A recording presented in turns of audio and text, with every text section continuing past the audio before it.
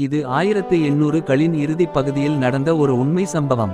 அந்த காலத்துல சான் பிரான்சிஸ்கோன்னு ஒரு நகரம் வெகுஜன வசதி, பணக்கார மக்கள், அரசியல், ஊழல், சினிமா மாதிரி வாழ்க்கையோட பிரபலமா இருந்துச்சு. ஆனா அந்த நேரத்துல ஒரு கொலை அந்த நகர் முழுக்க அதிர்ச்சி கொடுத்தது. இந்த கதையோட முக்கிய நபர் லாரா ஃபேர். ஒரு அழகான, புத்திசாலி பெண். தனக்கு தன்னம்பிக்கையும் சுதந்திரத்தையும் முக்கியமா எண்ணினாங்க. அவங்க ஒரு ஹோட்டல் நடத்தினாங்க. ஆனா வாழ்க்கையில காதல் ஒரு புது கோணத்துக்கு கொண்டு வந்தது. லாரா ஒரு வழக்கறிஞரான அலெக்சாண்டர் கிரிட்டண்டனை காதலிக்கிறாங்க. அவங்க வயசு அதிகம், கல்யாணமானவர். ஆனா லாரா வையும் அவரும் ஒரு ரகசியமான காதல் வாழ்க்கை நடத்தினாங்க. அலெக்சாண்டர் தன் மனைவியோட மீண்டும் சேர முடிவு பண்றார்.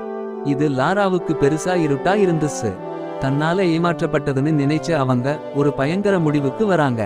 1870 ரயில்வே நிலையத்தில் லாரா நேராக அலெக்சாண்டரையும் அவரோட மனைவியையும் சந்திக்கிறாங்க. பிஸ்டல் எடுத்து அலெக்சாண்டரை சுற்றாங்க. அவர் அங்கே மறைகிறார். இந்த கொலை வழக்கு அமெரிக்கா முழுக்க பெரும் விவாதமா மாறுது. ஒரு பெண் இப்படி செய்கிறாங்க என ரசிகர்கள், வதந்திகள், பத்திரிகைகள் எல்லாரும் பேச ஆரம்பிக்கிறாங்க. பத்திரிகைகள் லாராவை மோசமாக எழுத ஆரம்பிச்சது.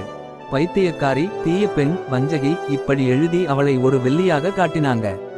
முதல் முறையிலே லாராவுக்கு தூக்கு தண்டனை. ஆனா மேல்முறையில் பின் சென்று வழக்கில் பிழை இருக்குன்னு சொல்வாங்க.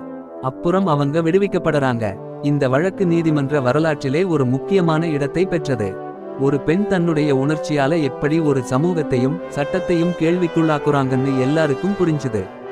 இந்த கதை நமக்கு சொல்லுறது, காதல், உணர்ச்சி, நம்பிக்கை, ஏமாற்றம் இவை எல்லாமே ஒருவரை எவ்வளவு பாதிக்க முடியும்.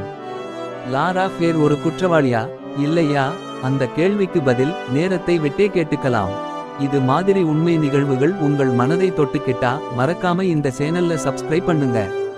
புதுசா வர்ற வீடியோக்களுக்கு பக்கத்துல உள்ள பெல் ஐகானையும் கிளிக்குங்க.